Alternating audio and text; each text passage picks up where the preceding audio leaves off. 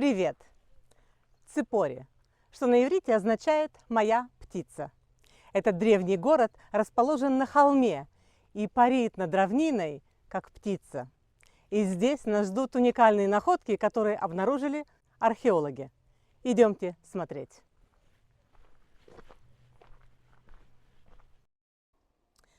Первое, что бросается в глаза, это вот эта римская дорога.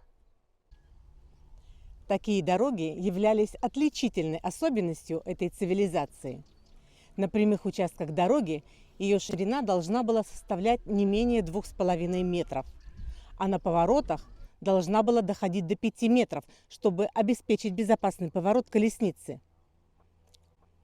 Главная улица города, ориентированная с севера на юг, называлась Кардо, а улицы, ориентированные с запада на восток, Декуманус.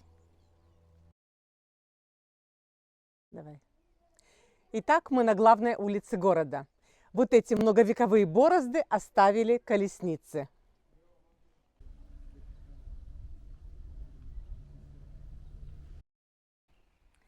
О богатстве этого города говорят мозаики. Нужно сказать, что такое количество мозаичных шедевров, как в Ципори, больше нет нигде. В каждом доме на полу была мозаика.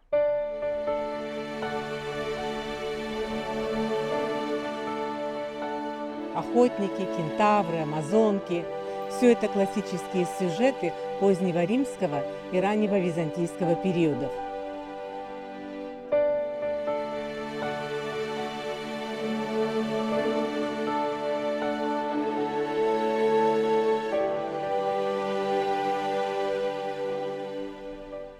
Мое внимание привлекла вот эта амазонка.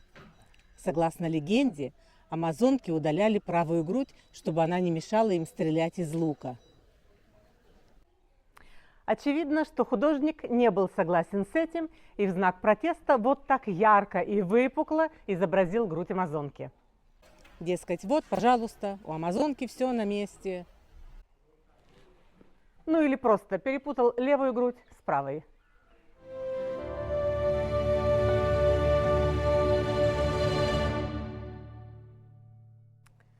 В Ципори сохранилась одна очень богатая вилла.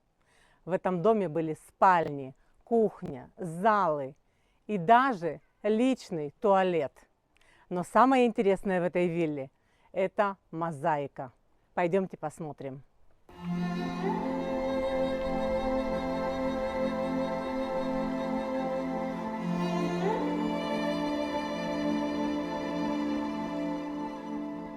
В центре виллы большая гостиная.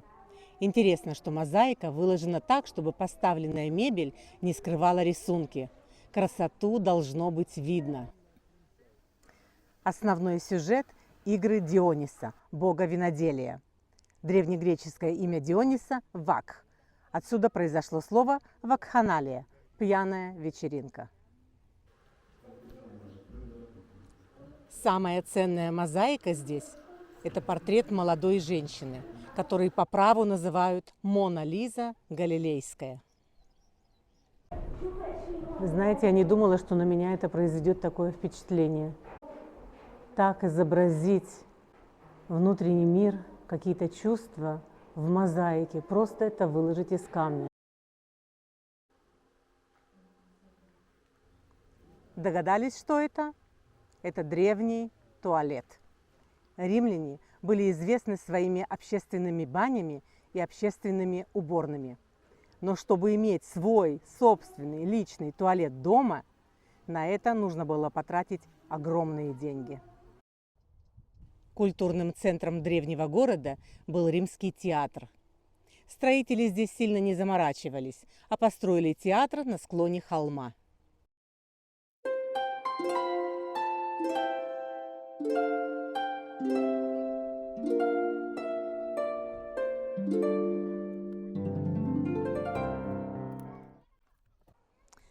Обожаю античные театры. Есть в них какая-то, просто невероятная магия. Хотя в этом театре магия не случилась. Нижние ряды новодел, а к верхним не подобраться.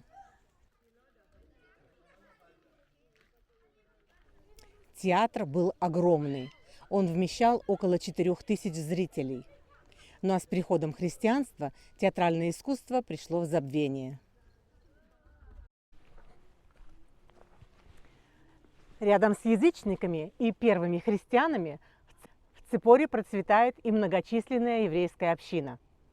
После разрушения храма и долгих скитаний сюда из Бейт-Шаарима переезжает Синедрион во главе с Иуда Анаси. Синедрион – это собрание мудрецов, сохраняющих наследие иудаизма. Вы знаете, в Римской империи была толерантность к разным религиям. Но вот ни языческих храмов, ни христианских церквей в Ципоре пока не найдены. А вот синагога есть.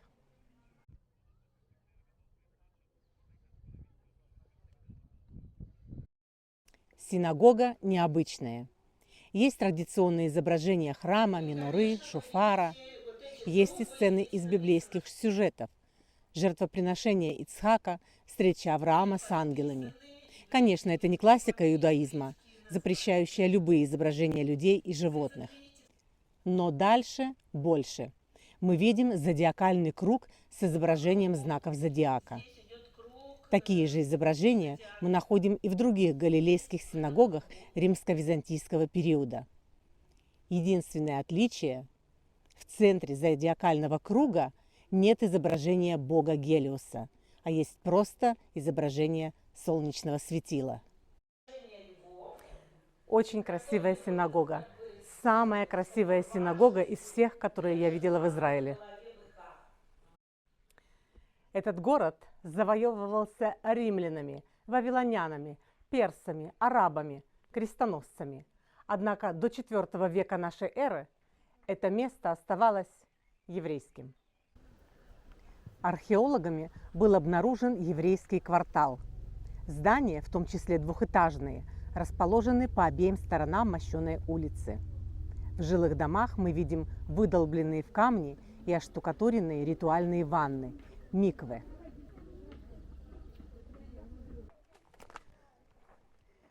В 63 году до нашей эры, когда римляне завоевали Иудейское царство, Иудея была превращена в римскую провинцию и впоследствии была разделена на Иудею, Самарию, Галилею и Пирею. И облюбованная римлянами Ципори становится столицей Галилеи. По разным оценкам в городе проживало от 15 до 30 тысяч человек. Кстати, в расположенном в 6 километрах отсюда Назарете проживало в те времена порядка 400 человек.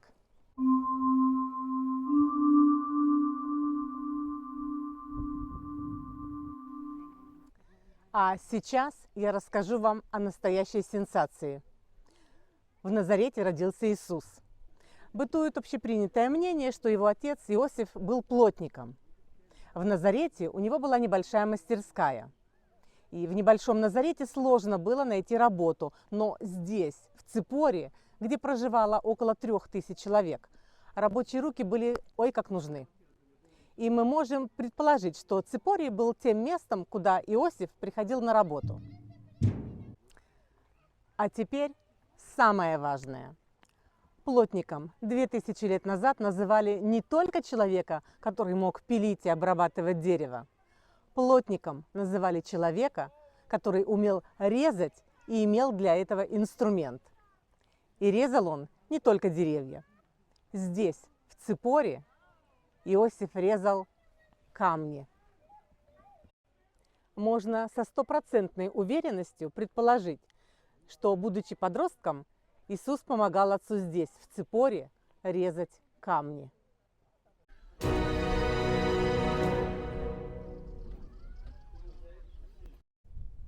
В древнем городе не было своих источников воды.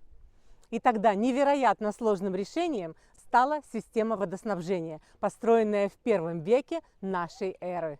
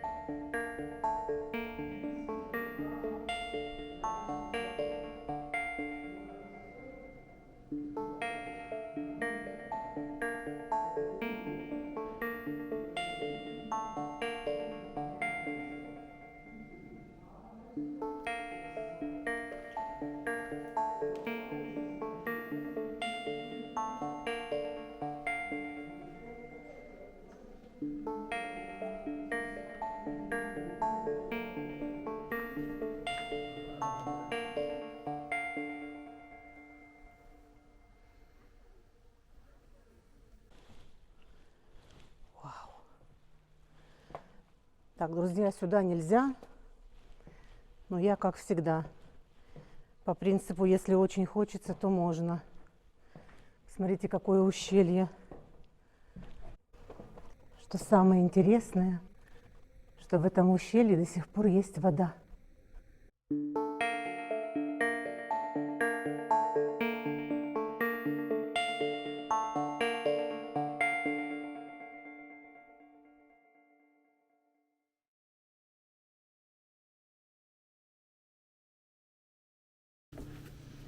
Ничего себе! Хочешь туда идти? Конечно.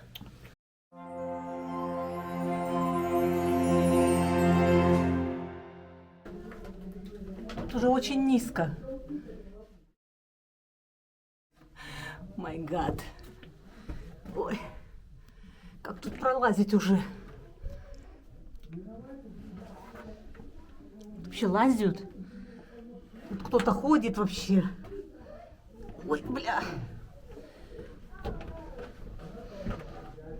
Ой. Уф. Пролезла. Просто через игольное ушко.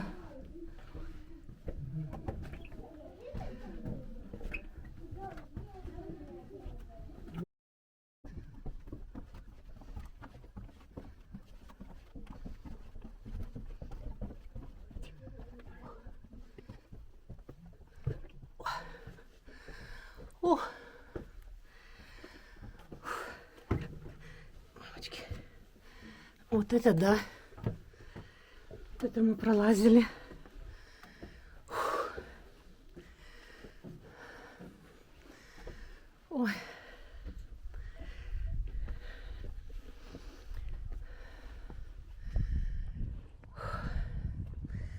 Свободу. Дайте мне свободу. Друзья, надеюсь, вам понравилось сегодняшнее путешествие. Оставайтесь с нами, чтобы узнать все самое интересное об Израиле. До встречи через неделю.